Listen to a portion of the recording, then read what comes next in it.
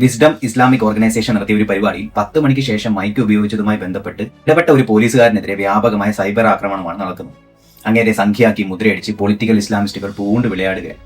ഭരണഘടനയോടും രാജ്യത്തെ നിയമവ്യവസ്ഥിതികളോടും കൂറും സത്യസന്ധയും പുലർത്തുമെന്ന് ഭരണഘടന തൊട്ട് സത്യം ചെയ്ത ചില ജനപ്രതിനിധികളും ഈ തോന്നിയാസത്തിന് കൂട്ടുനിൽക്കുന്നു എന്നുള്ളത് എന്തൊരു വഷളത്തരമാണ്.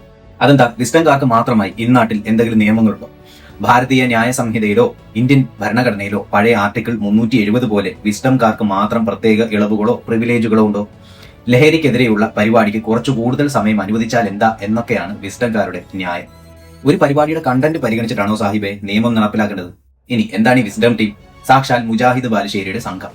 ക്ഷേത്രങ്ങൾക്ക് സംഭാവന കൊടുക്കുന്നത് വേശ്യാലയത്തിന് സംഭാവന കൊടുക്കുന്നതിന് തുല്യമാണെന്ന് പറഞ്ഞ് അതേ ബാലുശ്ശേരിയുടെ പ്രവാചകൻ 1000 പേരുടെ തലയരിയുന്നുണ്ടെങ്കിൽ ആ അരിയൽ കാരുണ്യമാണ് എന്ന് പ്രസംഗിച്ച അതേ ബാലുശ്ശേരിയുടെ ഗുരുവായൂരപ്പ രക്ഷിക്കണേ എന്ന് പ്രാർത്ഥിക്കുന്നവൻ എന്ത് നന്മ ചെയ്തിട്ടും ഫലമില്ല എന്ന് പറഞ്ഞ അതേ ബാലുശ്ശേരിയുടെ സംഗീതം പോലെ മനുഷ്യരെ വഴിപിഴപ്പിക്കുന്ന ഇത്രയും വൃത്തികെട്ട മറ്റൊന്ന് ഈ ഭൂമി ലോകത്തില്ല എന്ന് പ്രസംഗിച്ച അതേ ബാലുശ്ശേരിയുടെ നിങ്ങൾ ഈ സമൂഹത്തിലേക്ക് ഒഴുക്കിവിട്ട വിനാശകരമായ മതലഹരിയോളം വരില്ല സാഹിബെ മറ്റൊരു ലഹരി.